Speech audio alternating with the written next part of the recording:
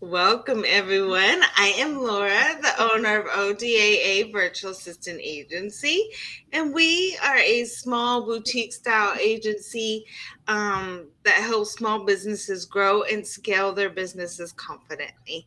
We build strategy, add solutions to ensure your focus is what they need to thrive while allowing them to release the need to be everything in their business, learning to delegate work and focus on their superpowers in business. Awesome. And I'm Angelique with Lady Powerhouse Solutions, which is a heart-centered approach to offering project and event management to women entrepreneurs on fire and lighting the world up with their passion and drive. And we support them in doing that the most authentic way possible. Wonderful. And together we are Fempreneur True Confessions podcast. And our mission here is to empower women in business and life to live authentically and support each other instead of competing with each other. To model this authenticity through our business and personal relationships, but also to empower other women to do the same. And to normalize the struggles, share the lessons we've learned with the common goal of lifting each other up, not tearing each other down, to normalize what it looks like when women succeed at supporting each other and building up each other's confidence and using their gifts and passions to fulfill their life's calling. So we're here to create and maintain and grow a sisterhood that believes in that and an abundance mindset, sharing our struggles and helping each other rise to our highest potential. So Laura, introduce today's guest. I'm so excited too. So this is Allie. Okay. And as many times as I have practiced your last name, I do apologize, Berthiaume.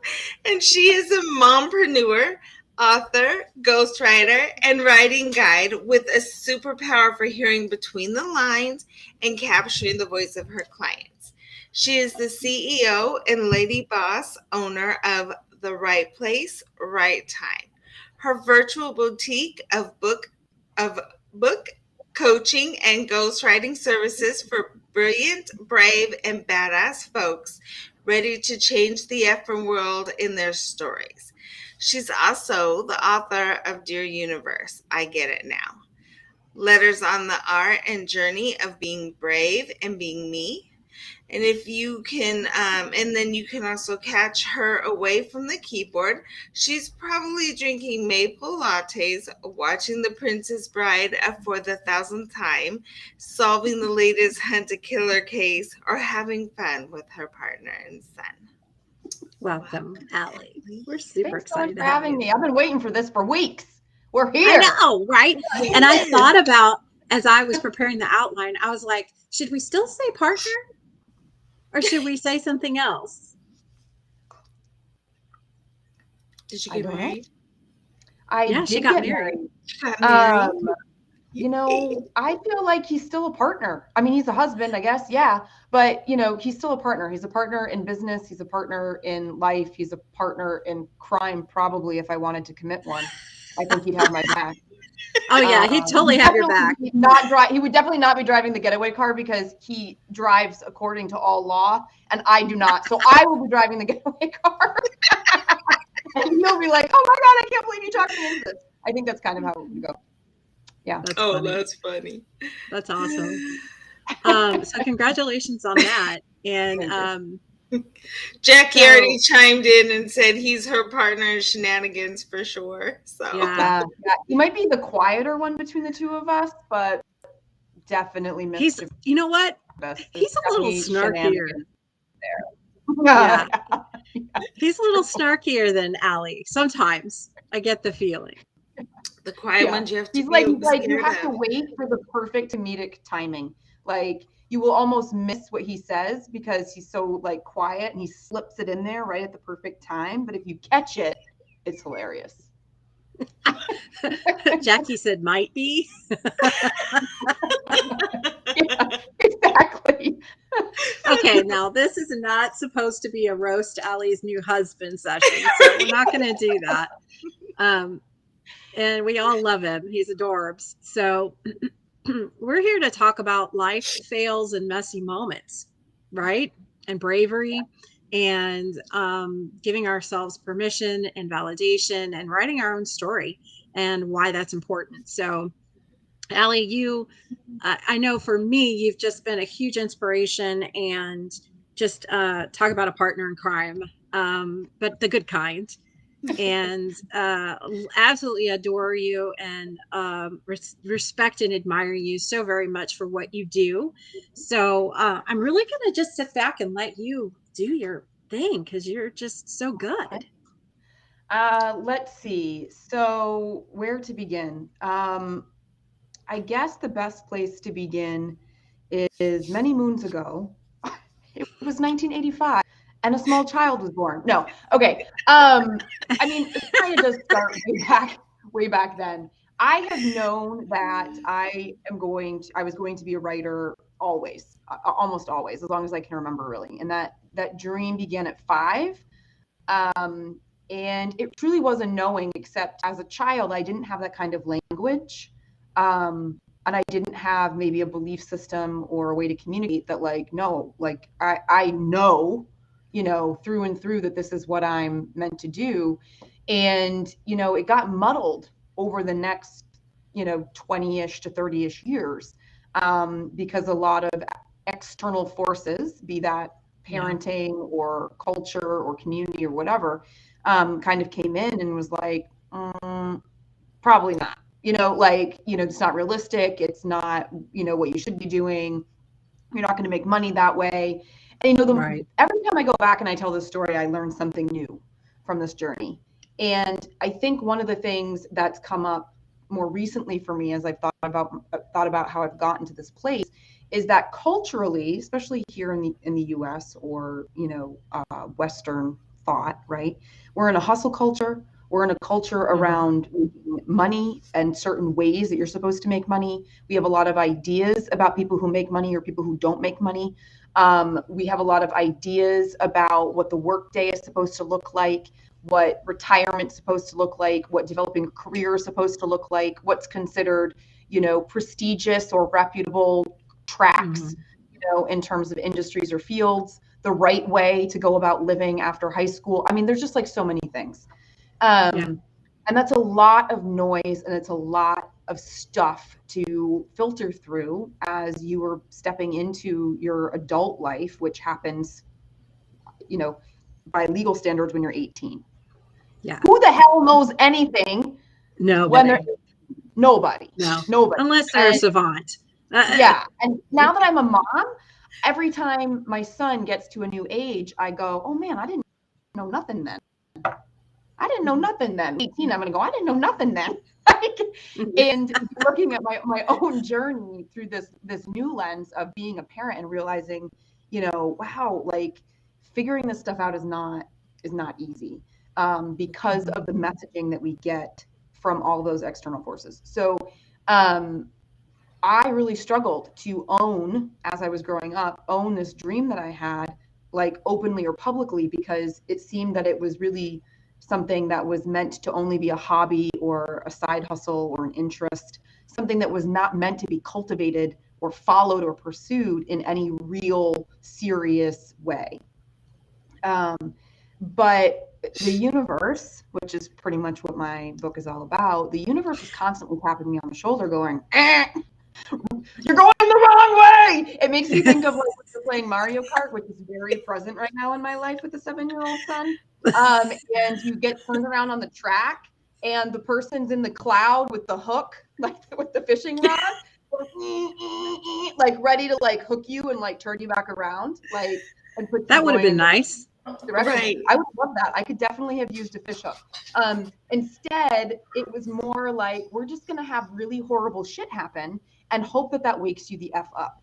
And so it was like just little cosmic blunders that constantly felt horrible. And I just didn't realize at the time that they were happening that it was trying to wake me up. It was trying to say, you were going the wrong direction.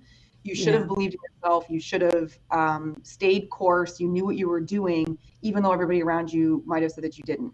And really when I started to course correct, I was in my master's program at that point. I had started in marriage and family therapy, getting a master's in that, which is ironic because I ended up divorced a handful of years later.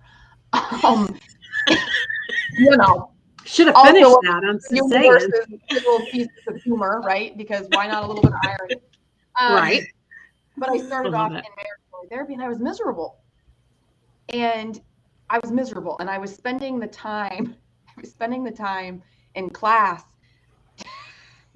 creating fictional stories about the set of professors I had that were twins and teaching in the same program.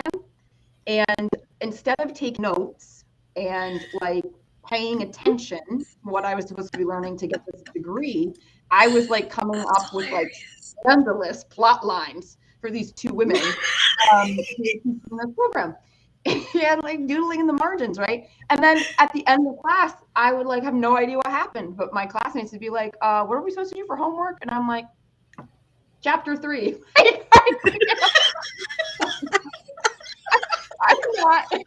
You were throwing everybody off course. I was like, hey, why am I the one who has to be accountable for what you're doing? I'm not even doing what I'm supposed to be doing over here. I was like, I had that itch that I was just not in the right place. Writing kept tapping me on the shoulder. And as luck or fate would have it, that very same year, the university had started a Master's of Fine Arts program that included creative writing.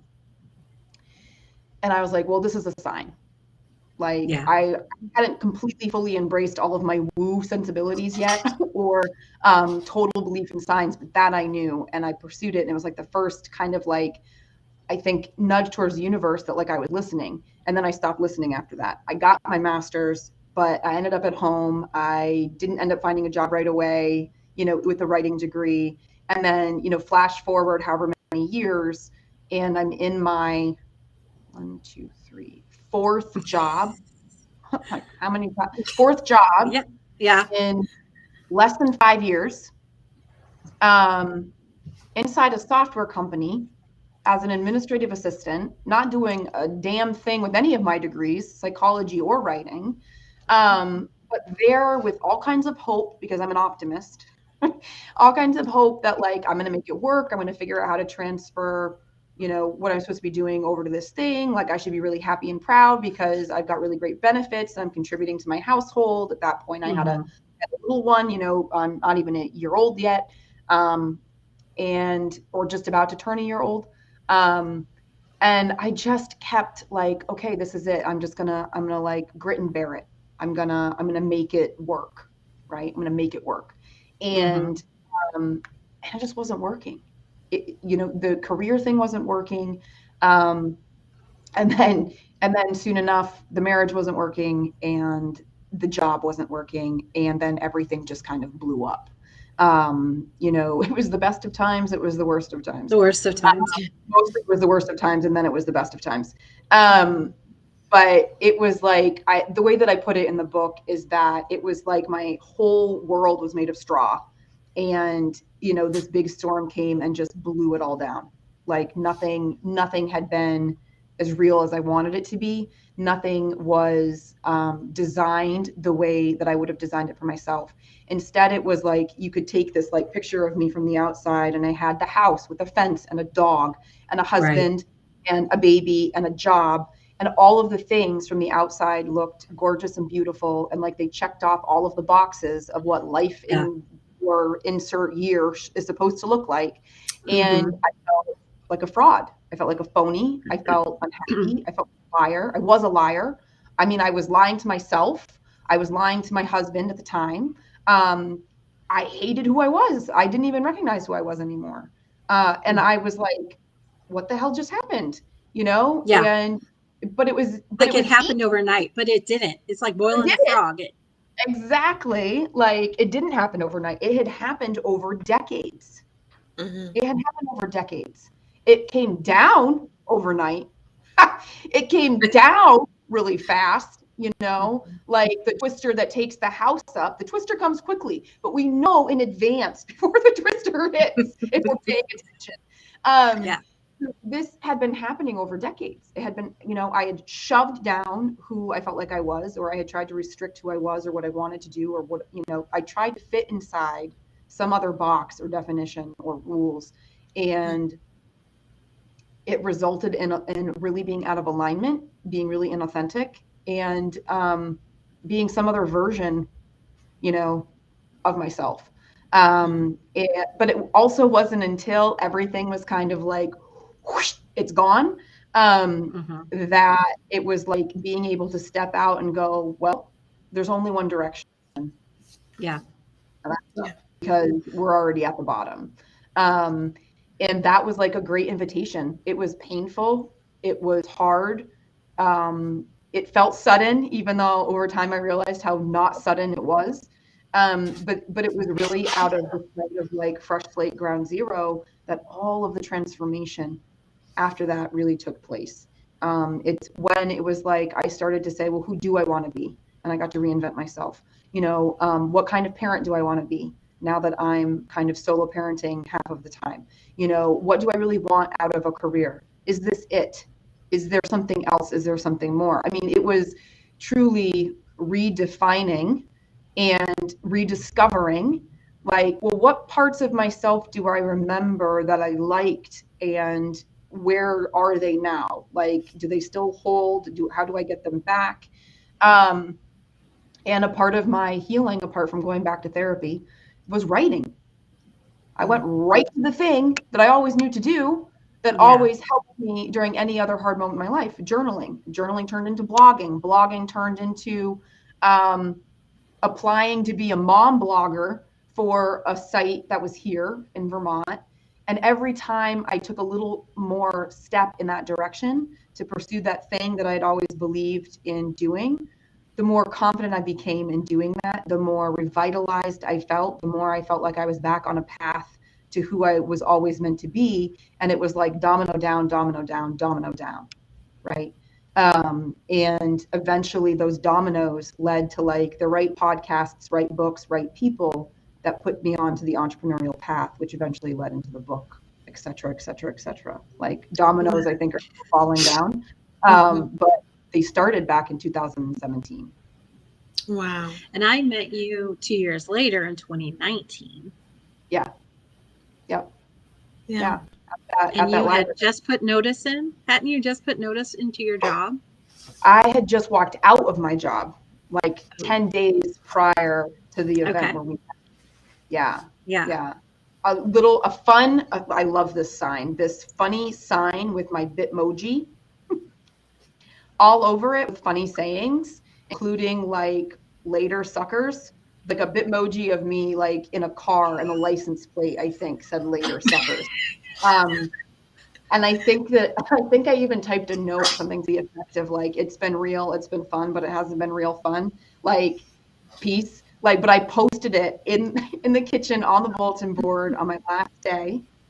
A bulletin board that I was asked to create as a part of my duties and responsibilities while I was there. I walked out.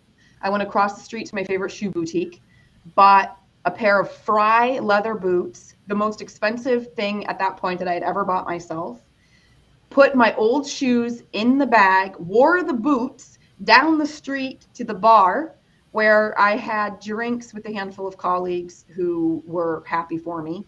And that was it. 10 days later, I was on a plane to St. Louis for a live event for a bunch of us who were bold and daring enough to do this crazy thing, starting our own businesses. And yeah, never looked back. It's been a wild ride ever since. Yeah. Like, I thought the rest of my life was a wild ride, but this has also been a wild ride. A very different wild ride, but still wild. Yeah, my life has been a wild ride, and it just has never stopped. But we're not talking about me today. So what I want you to talk about, though, too, for sure, is when you're sitting in that conference, and I don't know if I guess it was the one in St. Louis. Yeah. And you're like, you're thinking about writing a book, right? Mm-hmm. So there were a couple of women presenters at that event that so naturally and organically wove into what they were talking about, their personal story. and they used it to illustrate a point about whatever it was that they were sharing, right? I think one of them was talking about pushing past our comfort zones and fear. Another one was, I think, talking maybe about our why, like what's our why? Two different speakers, two different ages, two different geographic locations. I mean, very different women. But when they were each talking about their, hardships or trauma or adversity, in their journeys to their entrepreneurial path, something inside me was like that right there.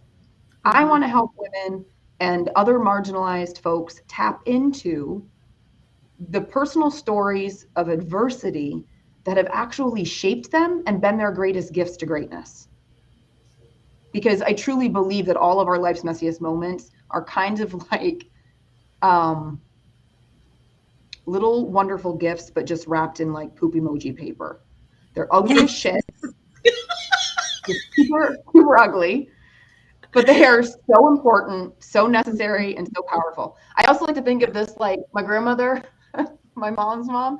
She used to stuff our Christmas stockings full of like all of the free shit that she used to get in the mail. So inevitably, we would end up with really disgusting smelling like perfume samples, like free like wallet size calendars with like the Jesus stuff on them, and like the dollar pantyhose that you could find in the little like triangular boxes.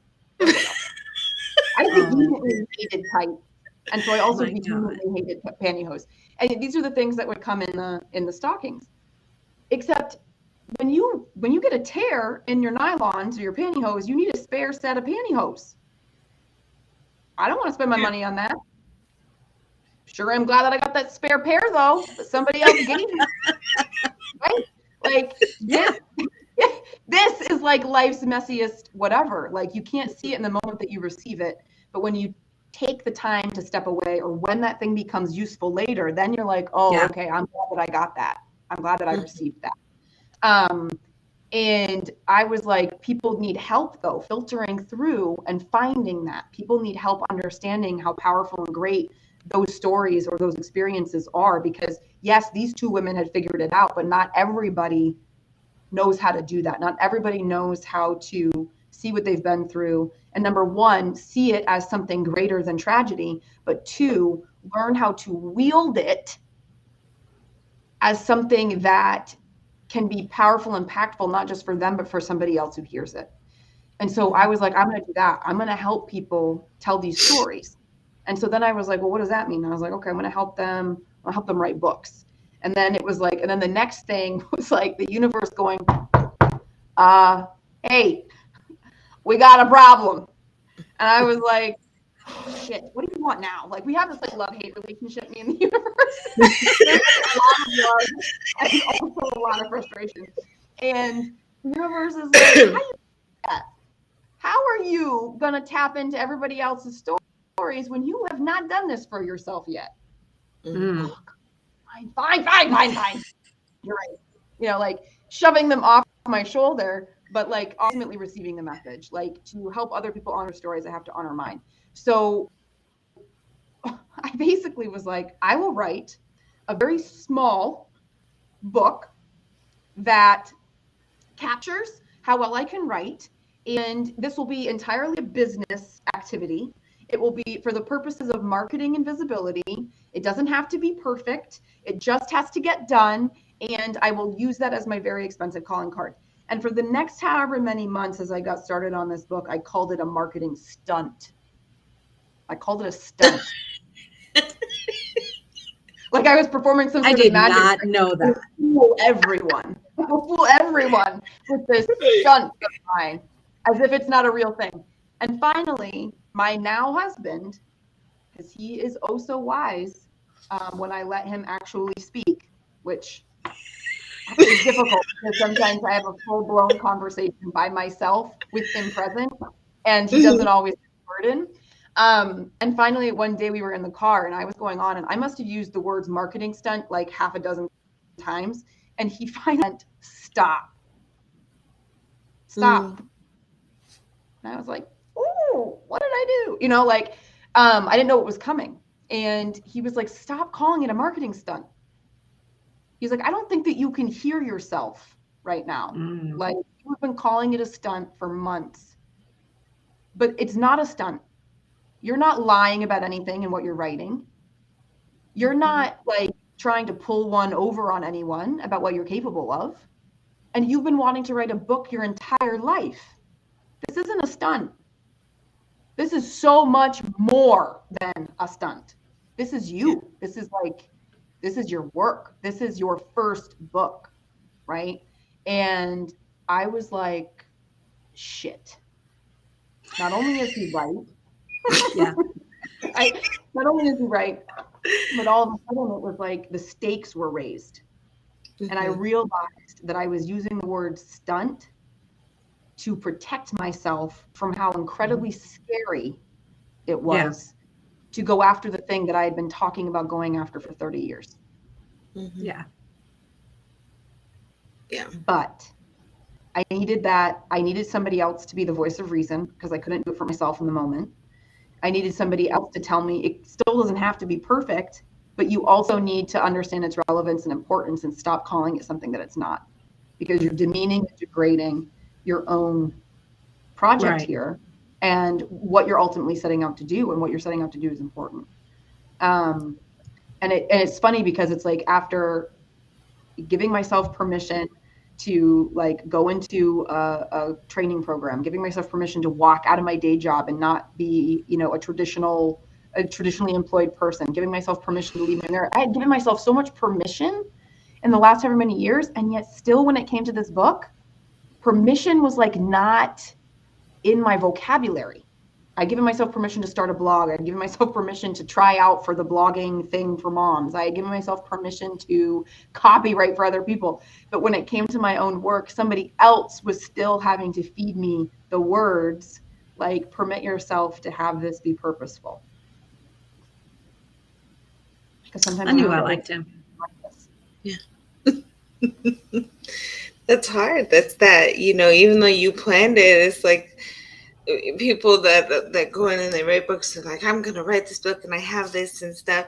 And then there's others that it's like, I've seen that are like, well, somebody else has lived a more interesting life or a more purposeful life, or they've done this and their story is more interesting, or what would my story really do for anyone, and that kind of thing. You second guess yourself, and it just, that's amazing. All the time. And I see it now in the work that I do as a coach. Yeah. Allie, I don't know if you've said this or somebody else, or it doesn't matter who said it. There's no original stories left out there. Yeah, there's not. I mean, we're all just telling our story, and that's the power, right? That is what makes the story powerful, is that it is our story. And the fact that even though it's our story and we're sharing it and it's personal to us, there are still so many people who can relate, because it isn't like an original story, because guess what? Somebody else has been through something close enough that they can relate. Yeah. They can benefit from you sharing your story. And the other quote that goes around a lot is, your story is going to be someone else's survival guide. And yeah, that's true, but not if you don't tell it. Not if you don't get it. You're not helping anybody by staying silent, and you're not helping yourself. And that's not to say that like there aren't reasons for people to keep their story to themselves and keep it sacred. I'm not shaming anybody for making the decision to not share their story publicly or in a book format or anything like that. But in order for you to, one, be liberated by the things that you have been through, be empowered in your own strength of having survived, and then also be willing to figure out what it means, right? Like you've got to say it out loud. You've got to honor the fact that it happened, that you've braved, that you conquered it, that you're on the other side of it, right? Because all of that is healing to the individual, like you, the person who is telling the story. And then beyond that, it transcends and it heals somebody else. Story is what connects us on a human level. There might not be any original stories. We don't need them to be original. We need somebody else to say, me. We need somebody else to say, you're not alone. We need somebody else to say, yeah, that really effing sucks. And I know how much it sucks because I've been through something similar. Like, we need to connect. Like, that is about being human. Human is a connection. Like, being human is about being a community, because we're not meant to be doing this whole life thing on our own. And stories, you know, whether they're in book format, podcast format, you know, newsletter format, speaking format, I mean, it just doesn't matter the format, really. It's the story. It's, you know, I am a human. I have been through these things. This is what I have done to get by, or to understand my experience, or to find strength. And now I'm passing it on so that you can also gain something, you know, from it. Like, this is what I learned. Right. Yeah. Maybe it'll help you. Yeah. I mean, if we were all more healed people who are all standing up in whatever we were authentically, in our aligned, powerful ways, like, we would have more healed communities. Yeah. Agreed. Well, we were talking when the first time I ever met you, Allie, was you had your podcast, and we were you had invited me on for talking about anti-Semitism. It was funny because I had never thought about I'd never really spoken in public about it, and so I was completely, you know, that shit nervousness that comes through, like, oh God, am I really gonna do this crap, you know? And I like, no, because I kept wanting to call you and be like, never mind, I'm not coming on. But I went on and I babbled a little bit at the end, because that's what I do. But it was very interesting because in my life, anti-Semitism has been there, for those that know who I am or that figure out, you know. But I lived, you know, with my husband is Black, my son is Black. I lived in the Black community. I grew up in this way. So I lived more so in that culture and saw what they went through. So my anti-Semitism to me was like, that wasn't as big of the puzzle for me, because I didn't have to endure nearly as much what I saw my friends and family endure. Right. So there was no point in telling my side of the story or explaining, yes, this stuff has happened. So when you asked about that, I sat down with that and was like, well, what am I going to talk about with this? Like, you know, sure, it's happened. Yeah, we've all kind of been through it. And it was, you know, my husband, it was like, not all of us have been through anti-Semitism. Like, you know, our experiences as your son is and me as a Black men is different, and you've experienced with us or in the culture we've been in, but not everybody's experienced what you have. So telling that story and helping people understand that it's different, it's the same, we have similarities, and yes, it's different, but it still needs to be said. So he was really the one that really pushed me through to like follow through, like, Laura, get on that screen and say whatever it is you're going to say, you know, and that kind of thing. But it was very interesting because, again, that fear of, well, you know, there are people that go through worse than I do. There was no need to necessarily speak up, but it brought a lot out, because the more I thought about it, I was like, wow, I had really lessened the things I'd been through surrounding that and not really thought about that for many years. And that's my history. That's my culture. That's, you know, our family had been through stuff and things. So it was very interesting as, you know, as you move along and you don't know the reason why you're pushed to do something. Because never would I have thought before to have a conversation about that. Like, I didn't really think about it as much. Mm-hmm. So it's very interesting. And what you do for people. As women, you know, we take on the ownership and responsibility of caretaking for everybody around us. And as a part of that, it's almost like what comes with it a lot of the times is pushing down our own suffering or pain or trial or tribulation, because we are caretaking for everybody around us. And in connection to that, our story, our experiences, whatever, end up also being diminished or whatever. So then when we have the moment to actually be like, yeah, how about that? We have to like actually get in touch with like, I guess that was kind of a big deal. Or like, I guess maybe that would matter to somebody else, because when we're just living it in the day-to-day of caretaking, doing this, doing that, wearing all the hats, whatever it is, right? We're not focused on the fact that like this thing might matter. Right. Yeah. Very So interesting. in wrapping up, if there were one little tidbit of not necessarily advice, but insight that you would provide to someone who is a female entrepreneur, whether they're just getting started or they've hit a roadblock or they're just questioning what the fuck have I done? Is this just a huge mistake? What advice would you give them, having been through some of that yourself?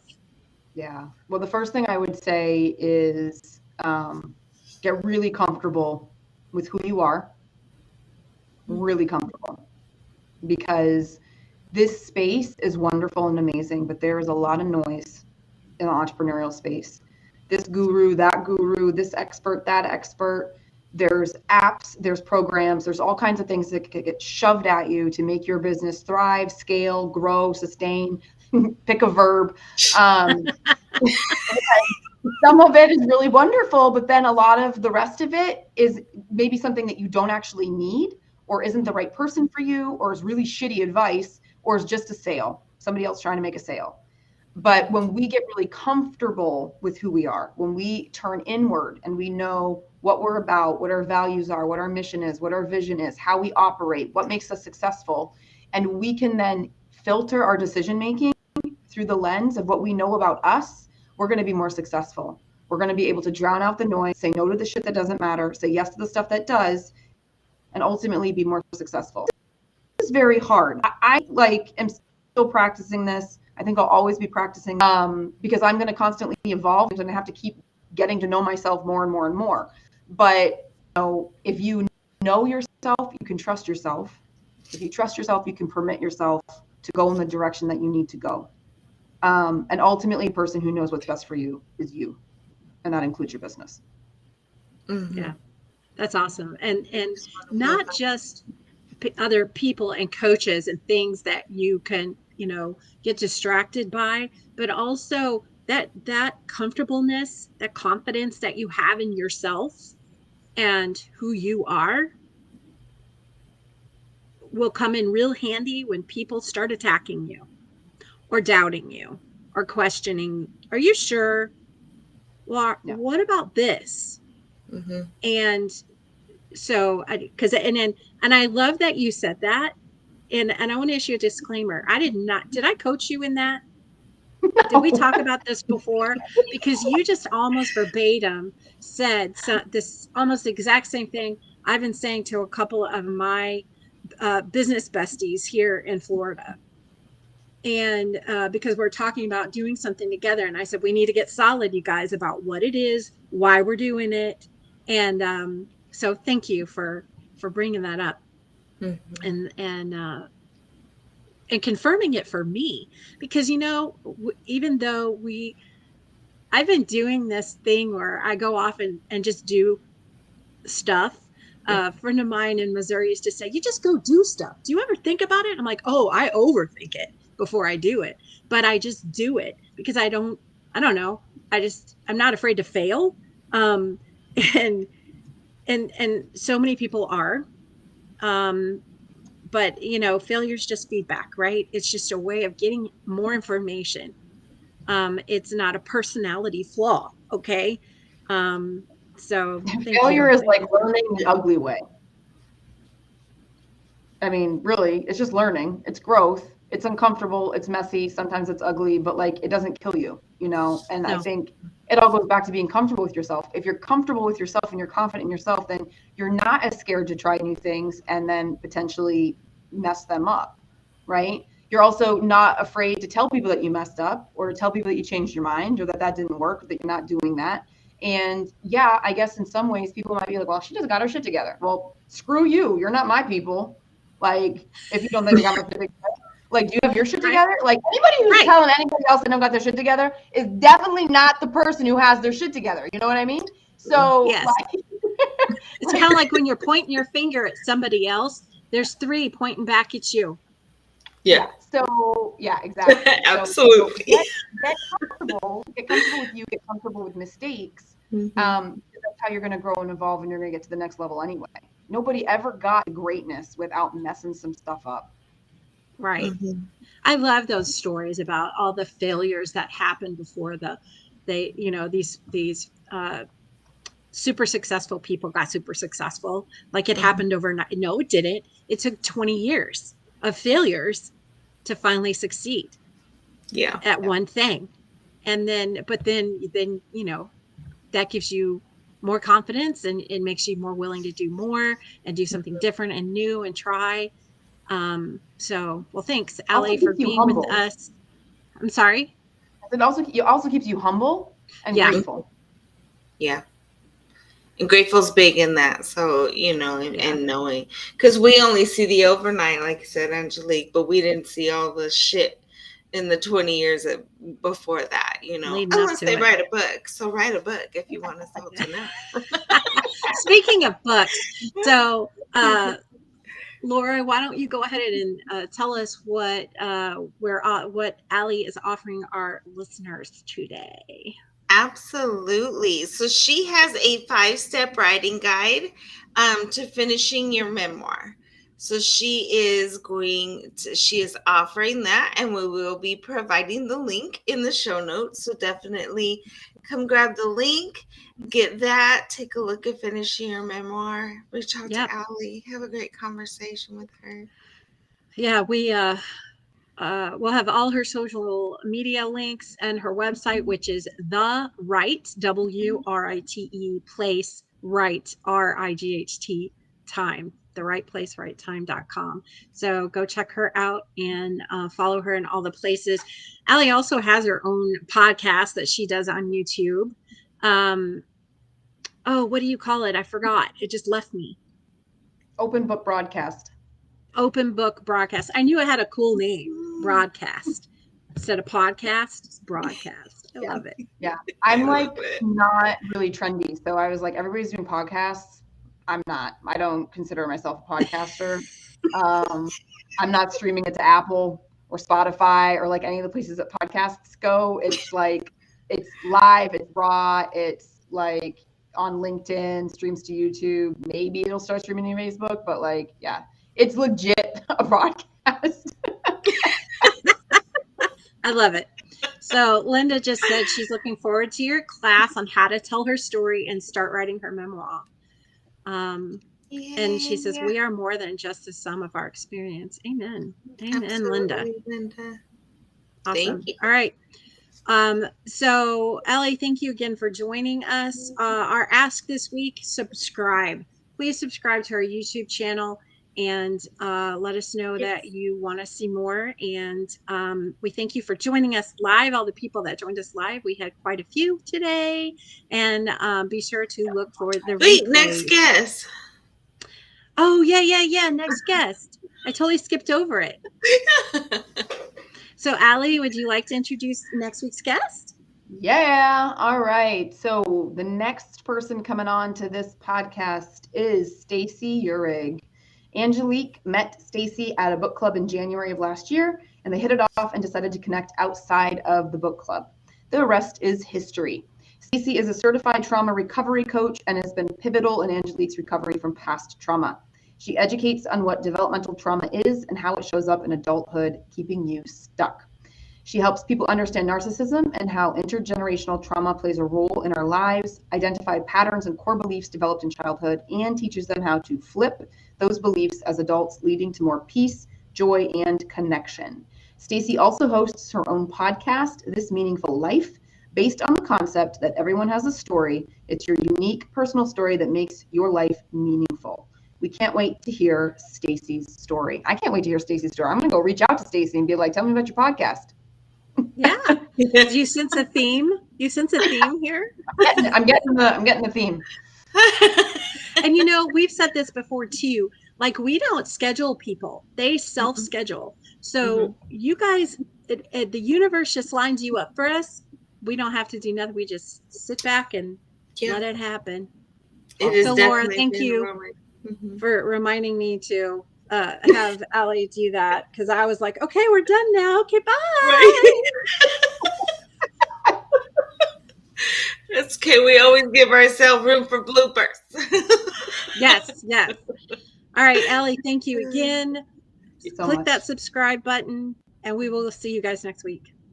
See y'all next week.